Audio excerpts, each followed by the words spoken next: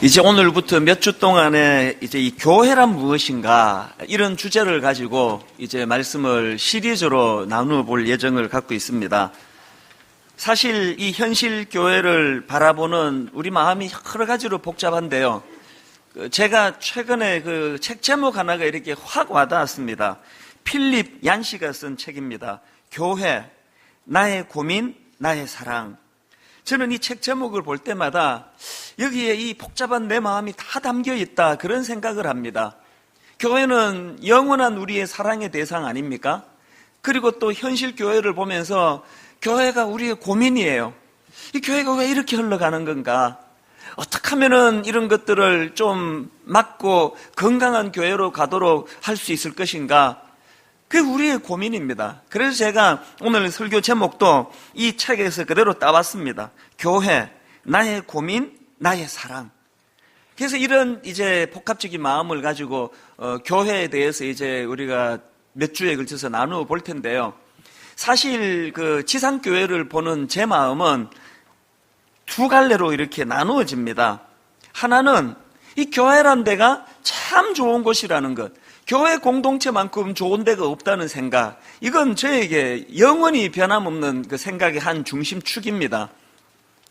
제 평생에 교회만큼 좋은 곳을 저는 본 적이 없습니다. 어린 시절에 참 가난하고 놀거리도 없고 또 별로 꿈과 희망을 주는 데도 없던 그런 시절에 교회가 저에게 꿈의 산실이고, 교회에서 만났던 너무너무 고마운 어른들의 격려 때문에 그거 먹고 여기까지 온 것 같습니다.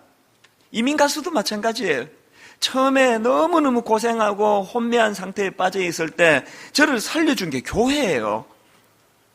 저는 미국에서의 그 교회들을 참 잊을 수가 없습니다. 이렇게 교회란 것은 정말 좋은 공동체라는 생각을 가지는데요. 그런가 하면은 교회와 관련한 또 한 가지 생각이 뭐냐면은, 이처럼 좋은 곳이 교회지만 그러나 또한 병들기 쉽고 변질되기 쉬운 공동체, 이게 교회라는 것입니다. 저는 미국에 있을 동안에 세 교회를 다녔습니다. 이 세 교회 모두가 다 너무나 아름다운 교회였습니다. 맨 먼저 이민 가자마자 다녔던 교회는 이제 저희 온 가족이 거기 다니면서 은혜를 누렸는데요. 말씀이 좋기로 소문이 난 교회였고요. 어린 제 눈으로 보기에 성도님들이 너무너무 순수하고 맑고 또 착하고 성숙한 거예요.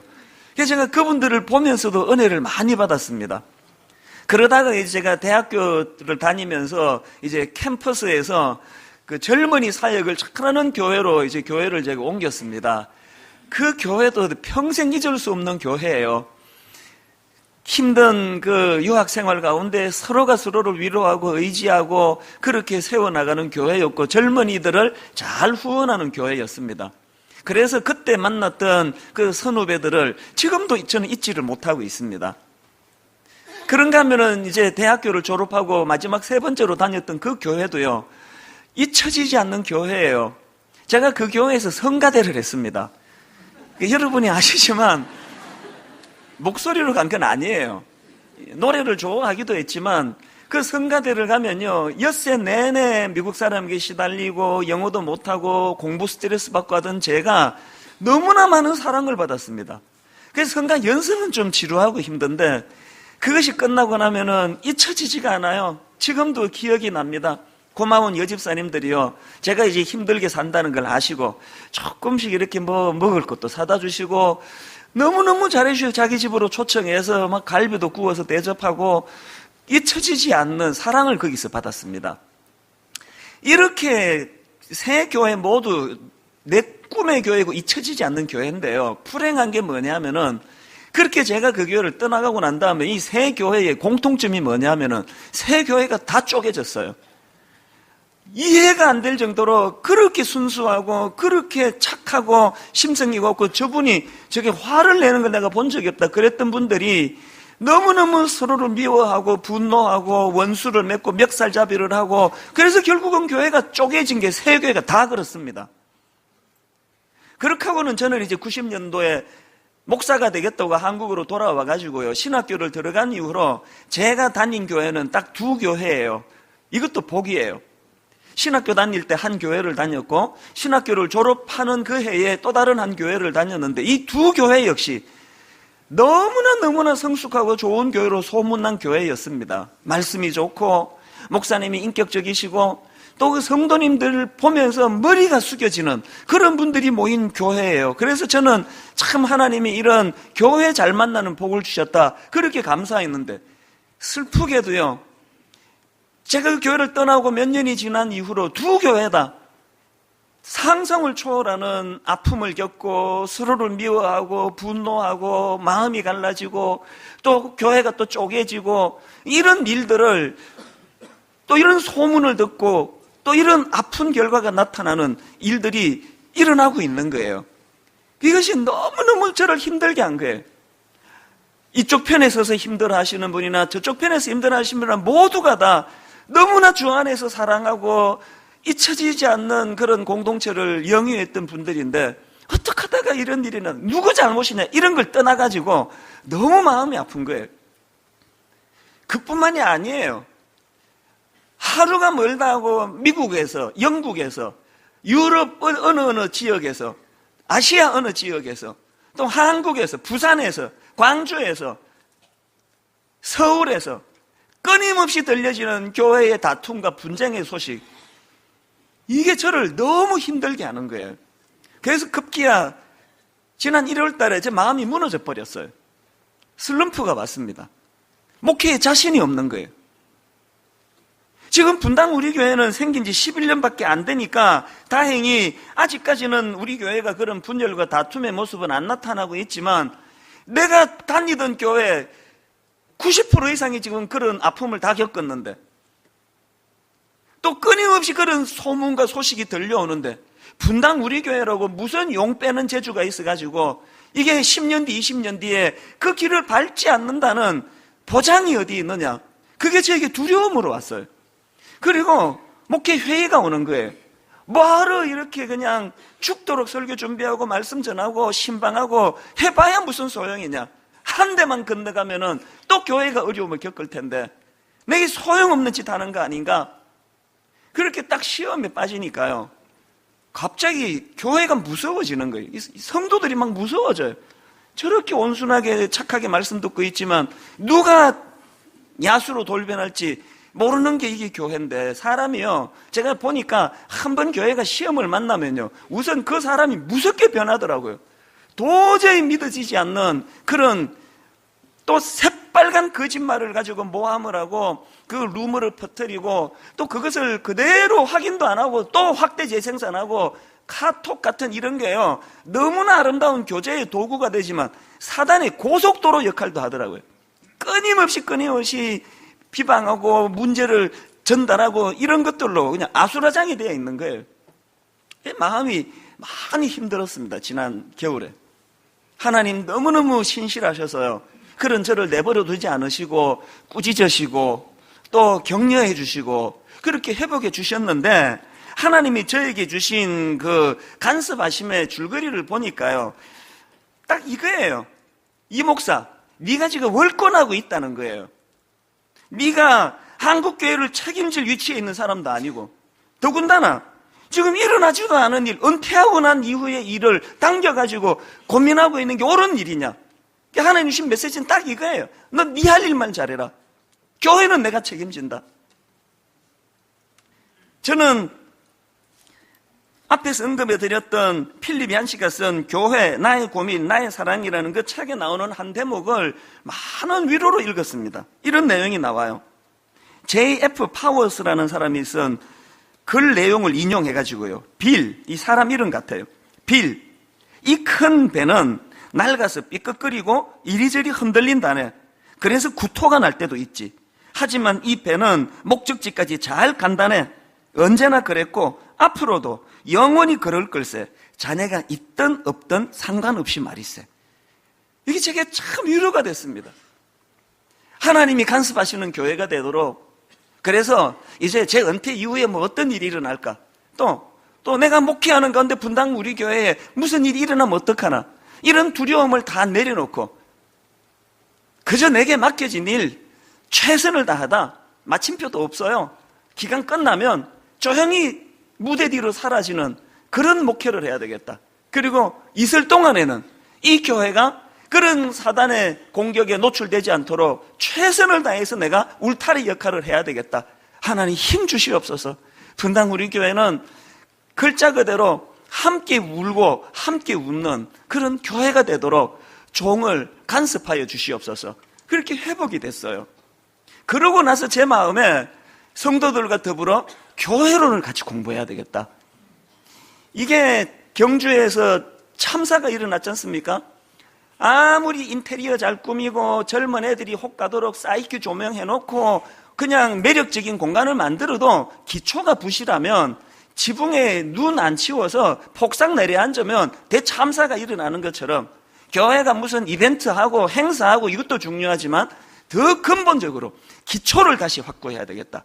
그래서 그냥 기간도 정하지 않습니다. 몇 주간 할지도 몰라요. 2000년 기독교 역사 가운데 교회가 어떻게 시작이 됐고 어떤 흐름이 있었고 교리적으로는 교회가 어떤 중심을 세워왔고 이런 것들을 이제 함께 나누기를 제가 마음을 먹었는데요. 이제 오늘부터 다음 주 그 2주 동안에는 가장 중요한 기초공사예요. 이 뼈대를 세우는 이 일이 참 중요한데요. 이제 2 기둥을 세우는 일을 하게 될 겁니다. 이제 오늘 하고 다음 주인데요. 그래서 오늘은 이제 우리가 세워야 될 교회의 2 기둥 중에서 첫 번째 기둥을 나누고 싶은데 그 기둥이 뭐냐? 사랑이라는 기둥입니다. 최근에 읽은 책 중에서 웨인 코데이로라는 목사님이 쓴, 이분이 하와이에서 목회를 참 잘하는 분인데요. 이분이 쓴 책 제목이 이렇습니다. 세상을 가슴 뛰게 할 교회. 그 책에 보면은 부제로 이렇게 다룹니다. 하나님과 사람 모두에게 사랑받는 교회의 12가지 특징. 이야, 이게 얼마나 아름다운 이야기입니까? 하나님에게도 사랑받고 사람에게도 사랑받는 그런 교회를 만들려면 이제 12가지 특징을 가져야 되는데 그 중에 하나가 뭐냐 하니까 이렇습니다. 처음부터 끝까지 사랑만 있는 교회. 이게 하나님과 사람들에게 인정받는 사랑받는 교회가 되기 위한 특징이라는 것입니다.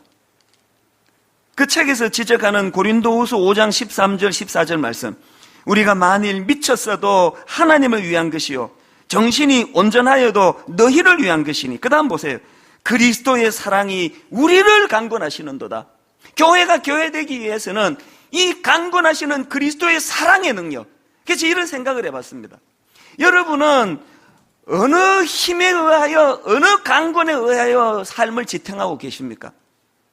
목회자인 저는 어느 힘에 지탱하여서 오늘 새벽에도 3시 넘어 일어나가지고 6시부터 교회 달려와서 끊임없이 말씀 준비하고 성도 만나고 기도해주고 눈물 닦아주고 하는 일을 쉼없이 할 수 있는 이 원동력은 어디에서 나오는 것이냐? 이 모든 저의 목회와 저의 애씀의 원동력은 강권하시는 그리스도의 사랑, 그리스도의 강권하시는 이 사랑으로부터 흘러나온다는 거예요. 그 흘러나오는 그리스도의 강권하시는 그 사랑으로 이 사랑을 흘려보내는 게 목회라는 거예요. 제가 교회에 대하여 두려움이 찾아오고 우리 교회도 그런 분열을 겪고 아픔을 겪고 나뉘어지는 고통에 빠지면 어떡하나 그런 두려움을 가졌다가 그것으로부터 이제 자유하면서 교회를 다시 돌아보자. 그러면서 이제 사도행전 2장을 다시 폈습니다. 사도행전 2장에 이제 처음 교회가 지상에 교회가 태동이 될 때 이제 그 모습을 열거하고 있는데요. 야, 그래도 여러분 제가 목사 아닙니까? 나이가 지금 54살이에요.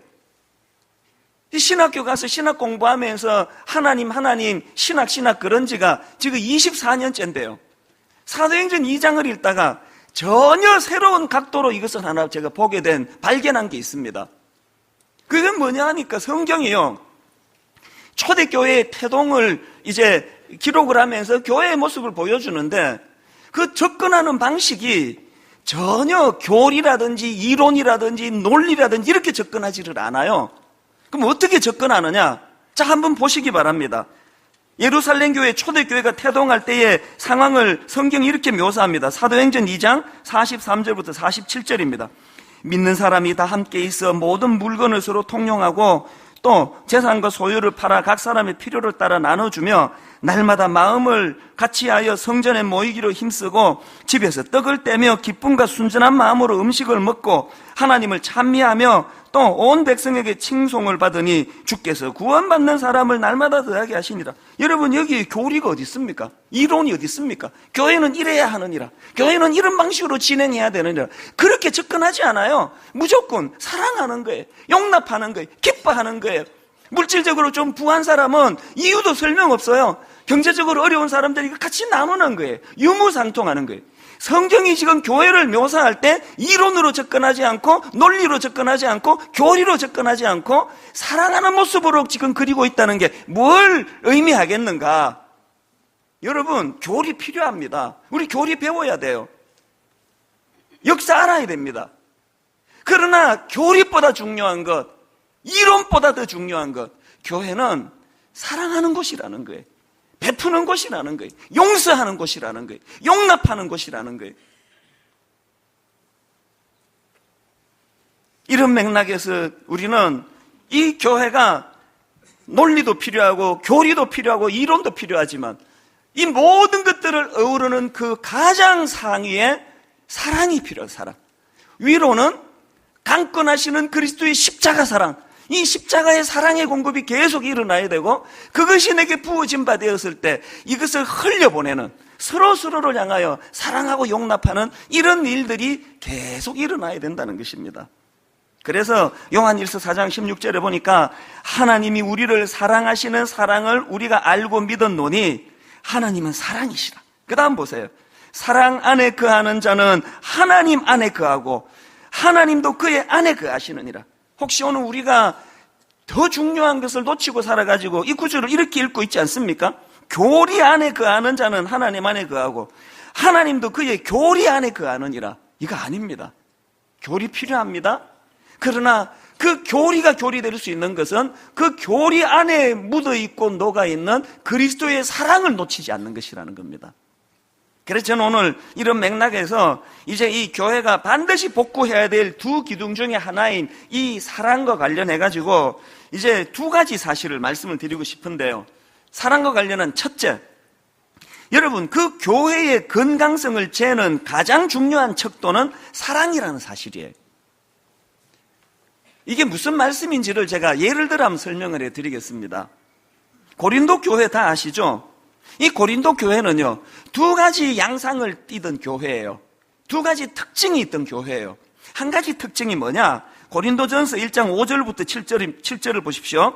이는 너희가 그 안에서 모든 일 곧 모든 언변과 모든 지식에 풍족함으로 그리스도의 증거가 너희 중에 견고하게 되어 너희가 모든 은사에 부족함이 없이 우리 주 예수 그리스도의 나타나심을 기다림이라. 5절을 표준 세번역으로 보니까 이렇습니다.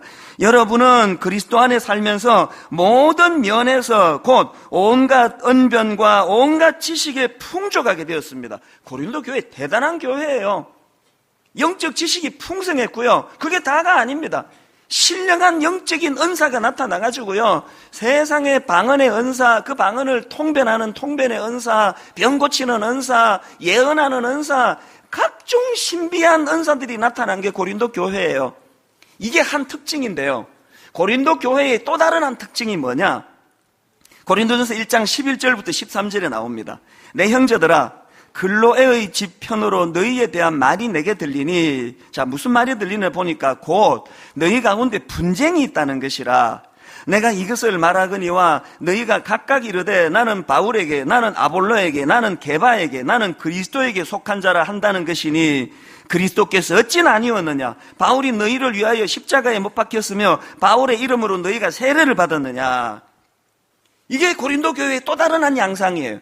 근데 이걸 분석하는 게 중요한 게요, 지금 이런 양상 저런 양상 두 가지 양상이 나오는데 지금 성경은 또 바울 사도는 이 고린도 교회를 어떻게 평가하느냐는 거예요. 이 고린도 교회를 바울이 어떻게 평가하는가 보니까 고린도전서 3장 1절 이전에 나옵니다. 형제들아, 내가 신령한 자들을 대함과 같이 너희에게 말할 수 없어서 육신에 속한 자 곧 그리스도 안에서 어린아이들을 대함과 같이 하노라. 내가 너희를 저저로 먹이고 밥으로 아니하였노니 이는 너희가 감당하지 못하였음이거니와 지금도 못하리라. 여러분, 고린도 교회 성도 입장에서 이게 얼마나 자존심 상하는 이야기예요. 어린이 취급하는 거예요. 니들에게 밥을 못 먹인다. 니들은 저절 먹어야 돼, 저절. 우리가 지금 성경에 대단한 지식이 있고 신령한 은사가 있고 각종 양상들을 우리 다 경험하고 누리고 있는데, 우리 성숙한데, 성경 지식이 얼마나 대단한데, 특세 한번 하면 막 6,000명씩 모이고 우리 대단한 교회인데 젖먹이라는 거예요. 그럼 바울이 왜 고린도 교회를 그렇게 미숙한 교회로 그렇게 치부하느냐? 바울의 기준이 3절에 나와 있습니다. 이렇게 평가합니다. 너희는 아직도 육신에 속한 자로다. 너희 가운데 시기와 분쟁이 있으니 어찌 육신에 속하여 사람을 따라 행하며 아니하리요. 여러분, 바울이 제시하는 건강한 교회의 척도는요, 성경 지식 많은 것도 아니에요. 은사를 방언을 하느냐, 예언을 하느냐, 통변을 하느냐, 병고치느냐, 그게 있지 않아요. 바울이 말하는 건강한 척도는 딱 하나예요. 그 교회가 얼마나 화목한가, 얼마나 하나 되었나, 얼마나 사랑하는가, 얼마나 용서하는가, 얼마나 용납하는가, 얼마나 나와 다른 사람에 대하여 그것을 수용하려고 애쓰느냐. 이 기준으로 이 교회는 건강한 교회, 저 교회는 병든 교회로 나누어지더라는 거예요. 그래서 4절에 보니까 바울이 고린도 교회 성도들을 무섭게 책망합니다. 현대인의 성경으로 보니까 이렇습니다. 여러분 가운데 어떤 사람은 나는 바울파다, 또 어떤 사람은 나는 아볼로파다 하고 말한다니. 그 다음 보세요. 추상같이 꾸짖습니다. 여러분이 세상 사람과 다를 게 무엇입니까? 바울의 꾸지람이 막 느껴지지 않습니까? 고린도 교회 성도들은 지금 자기가 방언한다고, 통변한다고, 예언한다고, 병 고치는 은사가 있다고, 성경의 온갖 신령한 지식을 잘 풀이하는 능력이 있다고, 우리는 믿음이 좋다고 자랑하고 있는데, 바울의 기준은, 성경의 기준은 전혀 다른 곳이어서 이 미숙한 인간들아, 이 연약한 것들이 모인 교회야. 너희들은 밥을 먹을 수도 없고 젖밖에 먹을 수 없는 어린아이 같은 존재라고, 그렇게 꾸지람을 하고 있다는 거예요. 오늘 이 꾸지람이 분당 우리 교회의 예외입니까? 우리 교회 안에 사랑이 넘칩니까? 분열 없습니까? 모여가지고는 사랑하는 척 하면서 무슨 뒤에서 수근수근거리고 비방하고 험담하고 이런 일이 왜 끊이지를 않느냐고요. 용서라는 것은 눈 씻고 찾아보기 어려운 게 오늘 현대 교회 아닙니까? 하나 걸렸다 그러면 그 반 죽을 때까지 두들겨 패는 게 교회 아닙니까? 그러면서 성경 공부 많이 하고 헌금 잘하고 예배 잘 참석하고, 그래서 나는 믿음 좋은 그리스도인이야. 오늘 성령님이 우리 안에 바울을 통하여 고린도 교회를 다루듯이 우리의 무지와 연약함을 자각하는, 그래서 가슴이 아픈 은혜를 누리게 되기를 바랍니다.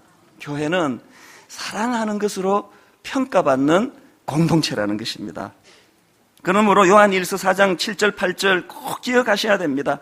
사랑하는 자들아, 우리가 서로 사랑하자.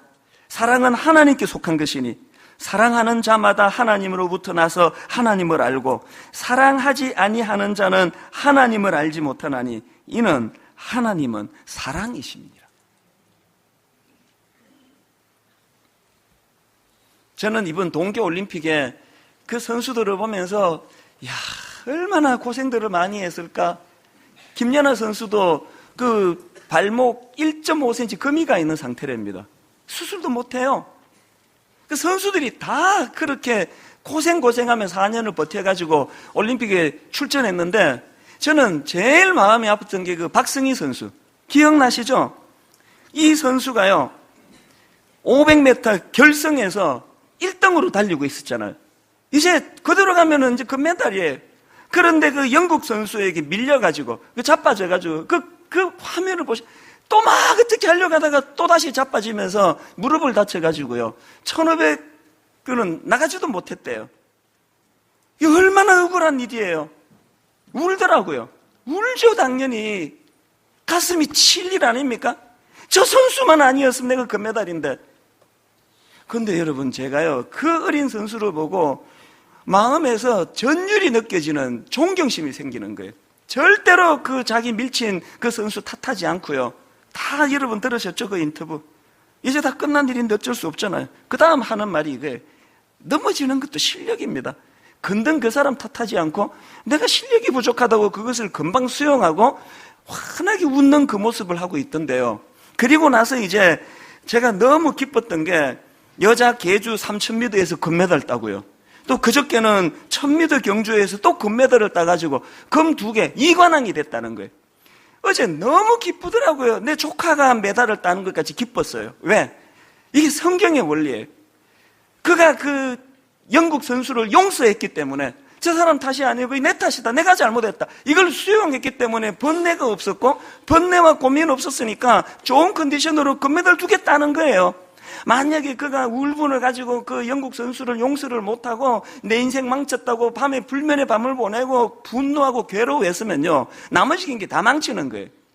여러분, 용서는 상대를 위해서 하는 게 아니에요. 내 영혼을 위해서예요. 나 자신을 위해서예요. 그리스도의 사랑이 나를 강권하시는도다. 그 사랑에 내가 흠뻑 젖어가지고 교회 안에 각양 아프고 상한 이런 마음들을 치유하는 용서의 역사가 일어나게 되기를 바랍니다. 용서하는 그곳에 사단이 침투할 수 없는 능력이 나타나는 거예요.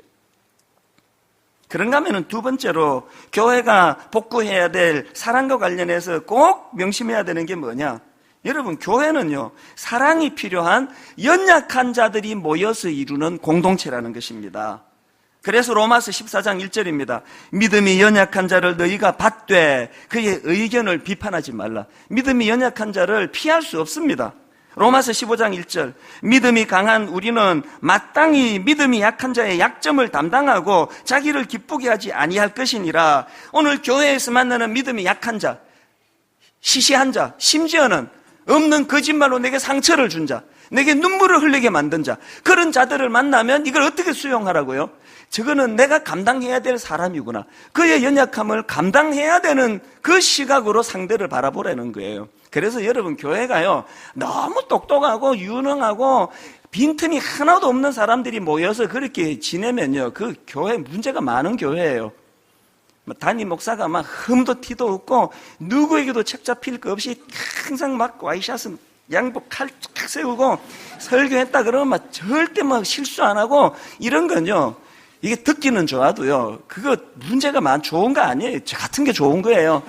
맨날 실수하고 헛소리하고 바보를 또 베드로라 그러고 막 해놓고 저도 알지도 못해요. 막 멋대로 설교해도 이제 다 이제 적응이 돼가지고 아이고 또 저 인간이 또 헛소리 하는 거라 그러면서 다 알아서 듣고, 이게 좋은 교회예요. 약자가 많을수록 좋은 교회예요. 연약한 자가 많을수록 좋은 교회예요. 왜? 그만큼 내가 감당하고 그를 위하여 기도하고 용납할 일이 많아지기 때문이에요. 오늘 우리 교회 안에 이걸 잘 못해요. 그 약자에 대하여 내가 그를 용납하고 수용하는 게 아니라 내쳐버려요. 험담하고 막 비방하고 막 쫓아내버리고. 저는 이번 동계올림픽에 출전했던 그 안현수 선수, 모든 사람들이 다 그랬겠지만 참 묘하더라고요. 기분이 잡잡하더라고요. 그 좋은 안현수라는 이름을 빅토르 안으로 바꿔가지고 한국 마크가 아니고 태극기가 아니고 러시아 국기를 가지고 출전을 했는데, 뭐 그렇게 하다가 다 예선에 다 떨어졌으면 뭐 아이고 뭐 안 됐다 그러고 끝나겠는데 3관왕을 해요. 3관왕. 그 제가 이 선수가 첫 번째 금메달을 딸 때 이제 또 인터넷 뒤집어지겠구나, 막 엄청나게 그 선수 욕하고 비난하고, 이 매국노 같은 놈아 너만 잘 먹고 잘 사니 배부르냐, 어? 왜 러시아로 출전했냐, 네가 무슨 빅토르냐, 막 그러면서 비난할 줄 알았는데요, 웬걸요, 완전히 내 생각을 반대로 해가지고 뭐 그냥 막 격려와 찬사가 넘치는 거예요. 제가 깜짝 놀랐던 것은요, 이 선수가 1000m 남자 쇼트트랙에 출전할 때, 금메달 딸 때 한국 선수도 같이 출전했는데요, 우리나라 사람들이요, 국민들이 한국 선수 응원 안 하고 이 러시아로 국적을 바꾼 안현수, 빅토르안 응원한 국민이 86%라는 거예요. 이 기현상이 일어난 거예요. 이 어떻게 이런 일이 가능했는가를 많은 사회학자들이 이것을 흥미롭게 분석한 걸 보니까 공통점이 뭐냐 이래요. 많은 한국 사회의 젊은이들이 대한민국은 공정하지 못한 사회, 편 가르기로 꿈을 이루기 어려운 사회, 그 편견 때문에 내가 불이익을 당하고 있는데 지금 그 빅토르 안이라는 그 선수를 통하여 대리 만족을 누린다는 거예요. 이 가슴 아픈 이야기 아닙니까? 저는 목사니까요, 그걸 보면서 자꾸 눈물이 나는 거예요. 오늘 교회 안에 안현수 같은 선수가 얼마나 많을까? 교회가 품었어야 되는데 부상당했다고 내치기보다 그거는 뭐 그 세상의 전문가들 그룹이라서 제가 뭐라고 평가는 못하지만 적어도 교회라면, 연약한 지체가 교회 안에 있었다면 그를 품고 용납해야 되는데 뒤에서 비방하고 수군거리고 용납하지 못 내쳐버려가지고, 여러분 지금 교회에 이 특이한 게 뭐냐면요, 스님이 무슨 이런 이야기를 할 때 그런 일 안 일어나고 신부님 그런 일 안 일어나는데 교회만 관련되면 악플이요 수백 개씩 달립니다. 이게 다 교회 안에서 안현수 선수처럼 내침을 당한 사람 아닐까요? 교회의 울분을 갖고 있는 사람 아닐까요? 교회는요, 연약한 약자들이 모인 공동체고 그들을 어우러주고 품어주면서 그렇게 강한 자가 연약한 자를 용납하며 나가는 공동체라는 것입니다. 분당 우리 교회가 지난 11년 동안에 로마서 14장 1절의 말씀, 믿음이 연약한 자를 비판하지 말고, 로마서 15장 1절 말씀, 믿음이 강한 우리는 믿음이 약한 사람들의 약점을 돌보아 주어야 한다는 이 말씀을 얼마나 지켰는가. 제 마음이 아파요. 품어주지 못했던 많은 사람들이 또 올려져 가지고 부끄러워요. 지금부터라도 하나님, 우리 교회는 똑똑한 자, 잘난 자, 흠없는 자, 이런 자들만 득세하는 교회가 아니고, 하나님 부상당하고 아프고 미숙하고 연약하고 우리 마음을 유쾌하게 만들지 못하는 그런 자들까지라도 마땅히 강한 자들이 그들을 품어내는, 그래서 이제 개강하는 우리 다락방 안에서 이런 아름다운 소문들이 많이 나오게 되기를 바랍니다. 최근에 우리 젊은 교구 목사님이 제게 메일을 보내왔어요.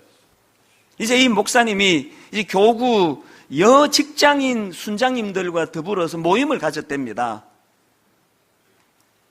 이 찬양을 같이 불렀대요. 약할 때 강함 대신에 나의 보배가 되신 주 나의 모든 것.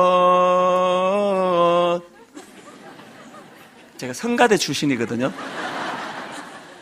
주 안에 있는 보물을 나는 포기할 수 없네. 주 나의 모든 것. 이 찬양을 같이 부르고요. 이제 목사님이 이렇게 질문을 던졌답니다. 주 안에 있는 보물을 포기할 수 없다 그랬는데 여러분은 포기할 수 없는 보물이 어떤 것들이 있습니까? 그래서 이제 순장님들이 말씀을 쭉 나누는데요. 한 여순장님이 이런 이야기를 하시는 거예요. 간증을 하면서, 최근에 이 순장님이 직장 생활을 하는 순장님인데요, 지금보다 조건이 훨씬 좋은 직장에서 이제 직장이 나온 거예요. 여러분, 이게 고민입니까? 이 숨도 안 쉬고 옮겨야 되는 거 아닙니까? 월급은 더 많이 받고 일은 더 편하고 여러 조건이 좋은 직장이 나왔는데, 근데 세상에 이 순장님이요, 고민하고 고뇌하다가 두 가지 이유 때문에 그 좋은 직장을 포기했대요. 하나가 뭔지 아십니까? 직장 옮기게 되면 지금 직장에서는 내가 다락방 순장할 수 있는 여건이 되어서 내 순원들을 잘 섬기고 돌볼 수 있는데, 그 직장으로 옮기면 순장을 못하게 되기 때문에 그 직장을 포기했다는 거예요. 두 번째 이유는 더 심각해요. 또 하나 이유가 더 있는데요, 그 직장 동료 중에 남편이 식물인간으로 병상에 누워있어서 힘들어하는 동료가 있다는 거예요. 자기가 그 힘들어하는 동료를 잘 돌보고 섬겨야 되는데 나조차고 직장 옮겨버리면 그 사람은 어떻게 되느냐. 그래서 그 어려운 지체를 섬기기 위해서 직장을 포기했다는 거예요. 이 말이 되는 이야기입니까? 그리스도의 사랑의 관건으로 살아가는 인생이 아니면 도저히 이해가 안 되는 일이에요. 그렇게 간증을 담담히 하는데요, 그 교구 목사님이 그 간증을 듣고는 제게 온 그 메일 중에 이렇습니다. 저는 그 이야기를 듣는 순간 더 이상 기도회를 인도할 수 없었습니다. 눈물이 막 흐르는 거예요. 왜 눈물이 흘렀냐 그러니까 이분이 그렇게 표현하더라고요. 자기는 그동안 교회를 몇 번 옮길 때 조건이 더 좋은 교회, 생각하지 않고 교회를 옮겼는데 이 순장님은 연약한 지체들을 위하여 그 직장을 옮길 수 없다는 그런 마음을 가지고 그것을 버티는 걸 보면서 자기가 너무 초라해지더라고요. 그래서 막 울었대요.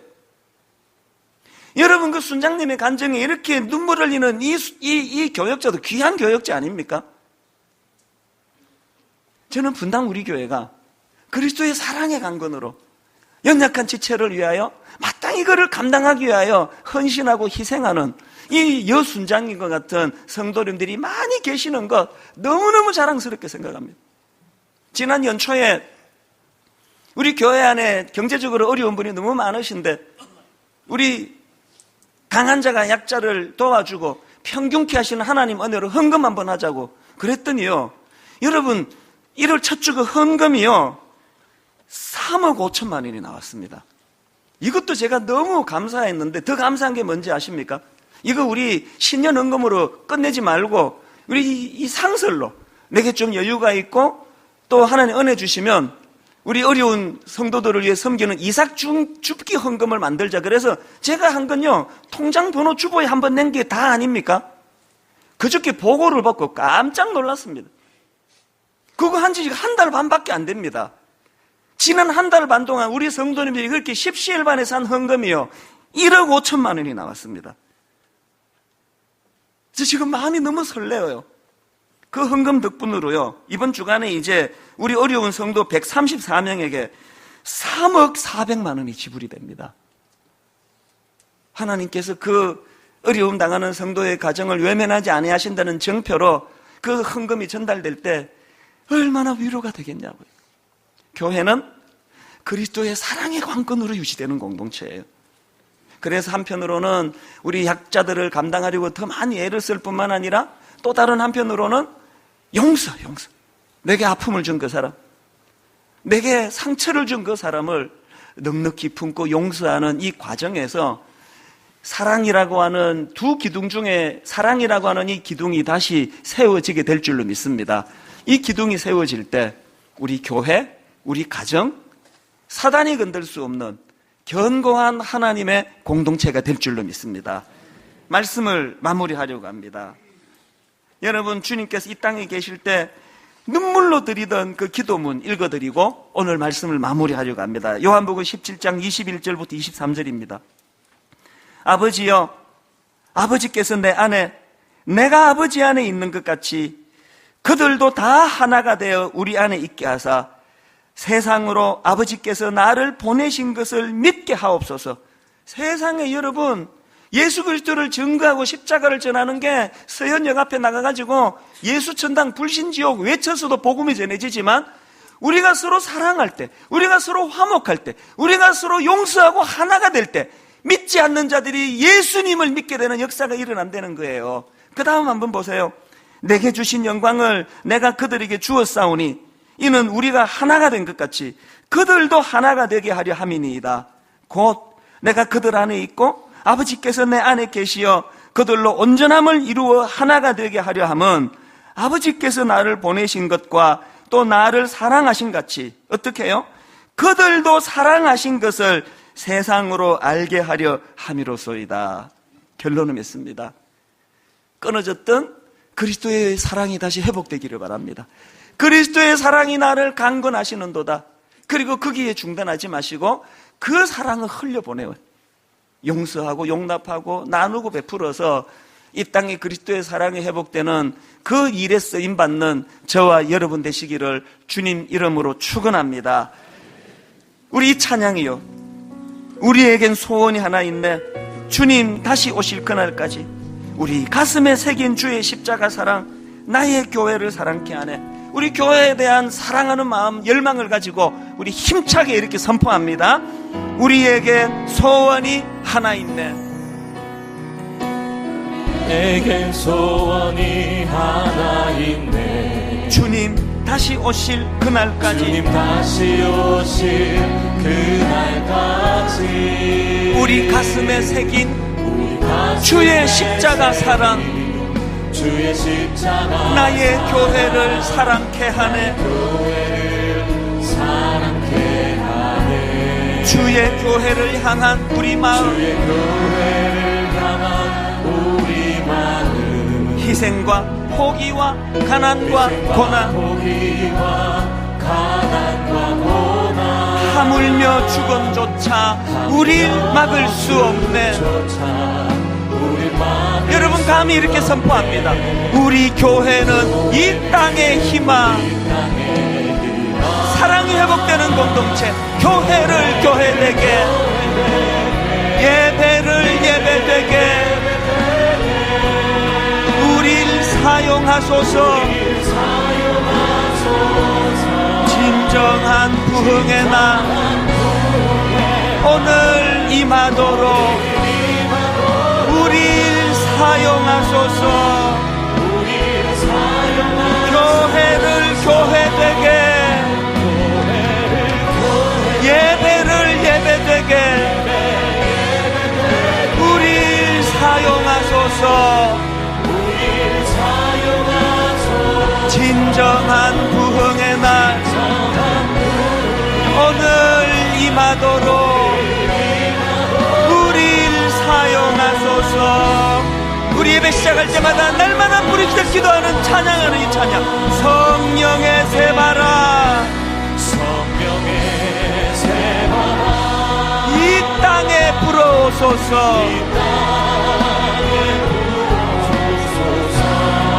강권하시는 그리스도의 사랑, 주의 영, 그 생기로 우리를 다시 살리사 이 땅에 하나님 영광 거하는, 우리에게 꿈이 있습니다. 그런 교회가 되게 하소서. 열방에 하나님 영광 비추는 그런 교회가 되게 하소서. 여러분 꿈을 가지고 우리 다 자리에서 일어나십니다. 자리에서 일어나 이렇게 선포합니다. 성령의 새바라, 이 땅에 불어오소서. 교회 회복을 위하여 꿈을 가지고 기도합니다. 주의 영 그 생기로 우리를 다시 살리사 이 땅에 하나님 영광 거하는 그런 교회가 되게 하소서. 열방에 하나님 영광 비추는 그런 교회가 되게 하소서.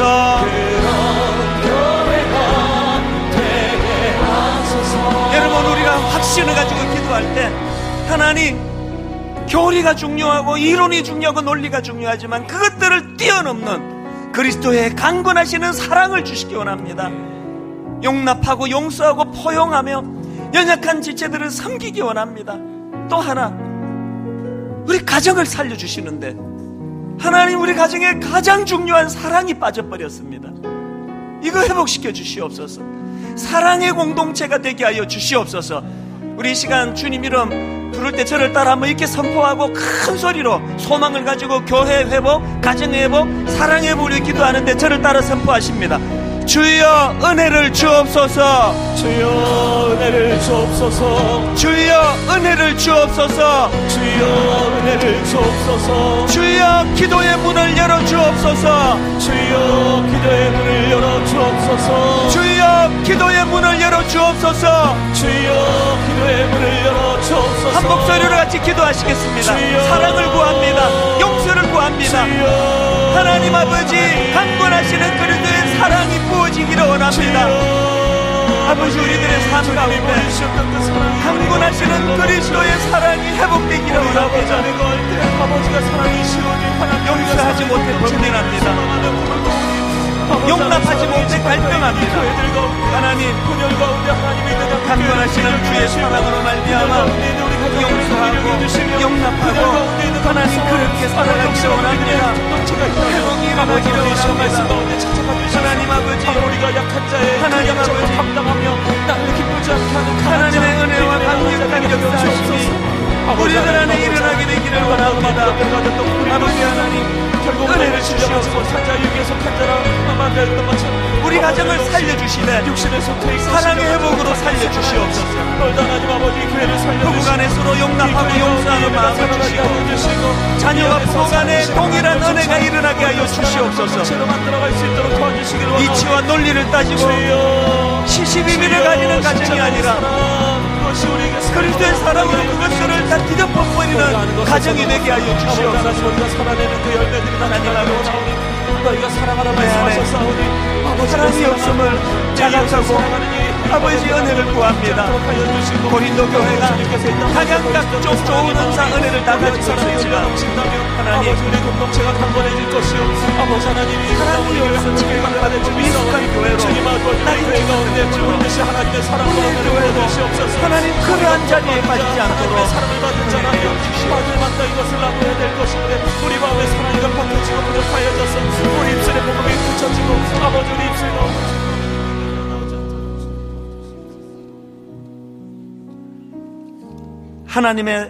하나님이 우리를 사랑하시는 사랑을 우리가 알고 믿었노니 하나님은 사랑이시라. 사랑 안에 거하는 자는 하나님 안에 거하고 하나님도 그의 안에 거하시느니라. 하나님, 잠깐 혼미하여 잊고 살았던 가장 중요한 기둥 사랑을 회복시켜 주시기 원합니다. 우리 가정 안에 논리와 시시비비를 가리는 탁월한 변정이 중심에 서 있는 가정이 아니고 그러한 모든 것들을 뒤덮어버릴 수 있는 강건하시는 그리스도의 사랑이 견인하는 가정이 되게 하여 주시옵소서. 그런 교회가 되게 하여 주시옵소서. 이번 한 주간 아버지 오늘 주신 말씀 마음에 담고 그렇게 살아내려고 애쓰고 몸부림치며 그 은혜를 받아 누리는 복된 한 주간 되게 하여 주시옵소서.